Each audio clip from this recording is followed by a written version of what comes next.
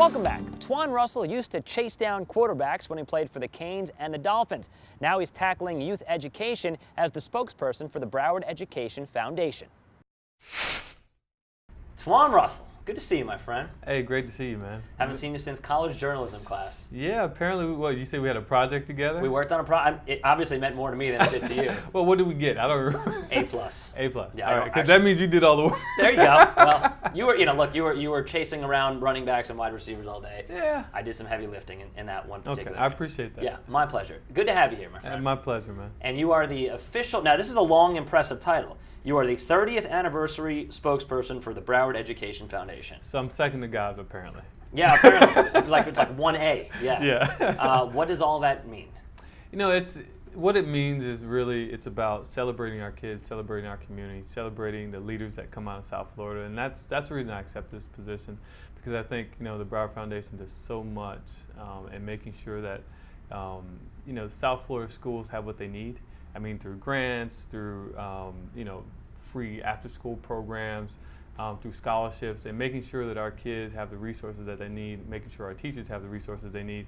And that's, honestly, that's what I stand for. I mean, everything that I have done after I've left college is to make sure that our young people can be educated, because I think this country is a better place when people have the resources from an educational standpoint to show who they are.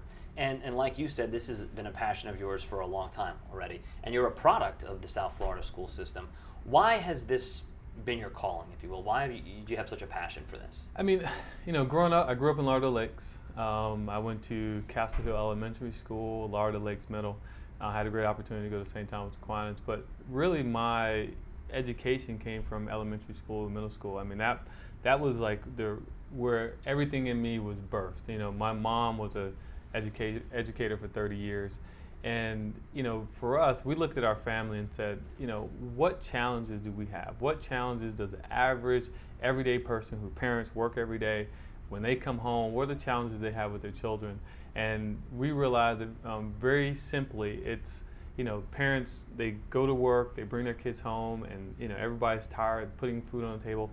There's a disconnect between the teacher and the child and the school. And for me, I felt, what can I do to bring those three entities together? And I think, there's a lot of organizations out there, like, for instance, my foundation, the Russell Life Skills and Reading Foundation, that bring all three of those things together and make sure that all three understand the challenges and try to find and meet the needs that each one has to bring them together so we can solve the problem. And coming from your background of athletics, if you watch enough sports, you always hear the story where the broadcaster will say, well, this guy credits learning how to read and learning how to, learning in school for saving his life, got him out of the inner city. Right. You must hear that story a lot. You're right. Very recently, I think 2 years ago, I got a tweet. I just got on Twitter, and I get one of my Welcome first. to Twitter, by the way. Yeah. I get my first tweet, and it's one of our students from when we first started the program. He's in the Navy Academy, and he says, "Are you Mr. Russell from the reading?" I'm like, "Yeah." He's like, "I want to say thank you for allowing me to be where I am." And honestly, that was my Super Bowl. And for me, that was probably one of the more rewarding things that have ever happened to me, for someone to say, the reason I'm standing where I am, the reason I'm getting my education, the reason I'm serving my country is because of the influence that you gave us. And I think it's a responsibility of every man and every woman to join our teachers, to join the Broward Education Foundation in assisting our young people and our school system with the resources and needs that they, and the things that they need. And it's even tougher now for kids than it was when we were in school 100 years ago, because there's more distractions. Right? I mean, these kids have video games and they have Twitter and they have Facebook. So I think really to put an emphasis on learning is probably more difficult now in some ways than it was back then. Yeah, I think as much as technology can be used as a resource, it can be a distraction.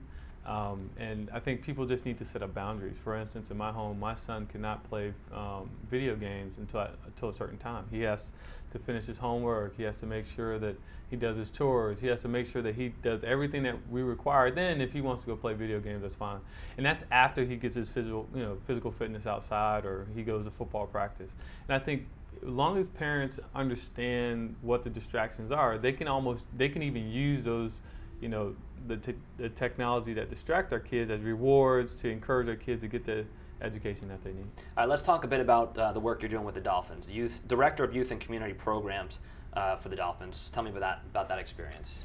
Honestly, it's probably one of the second most It's the second most rewarding thing I've ever done outside of raising my family and being married to my wife. I get to serve over 200,000 kids a year.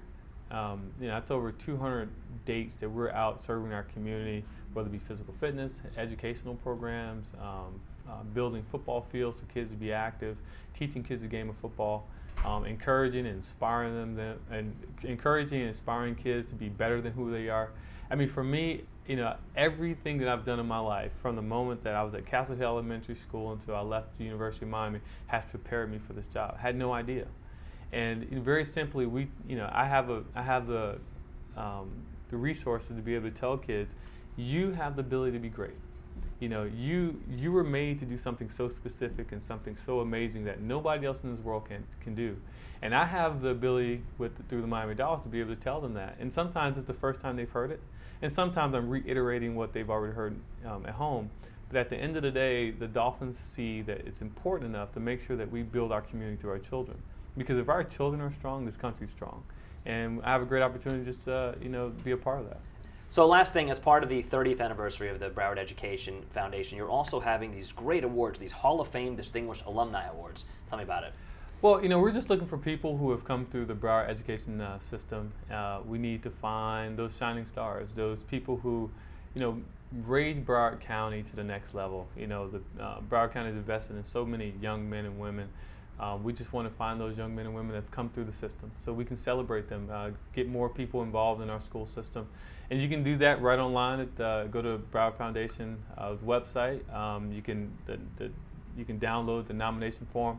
And we just want to celebrate the people that makes Broward County great. And I think that's what it's all about. That's what the 30th anniversary is all about, is to celebrate all the people that have come through Broward County school system and just tell everybody our story and who those great people are. Fantastic. I will see you at the UM reunion at some point in time, I guess. At some point, if I don't have to work. If I'm not too busy. Well, sometimes they always have the reunions during the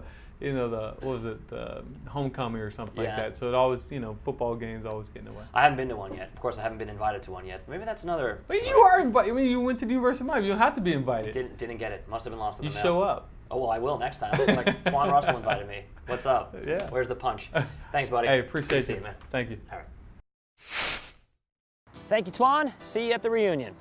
When we come back, Miami isn't the only place in South Florida to appreciate art. There's a vibrant artistic culture in Fort Lauderdale, and we'll meet two people right at the center of it.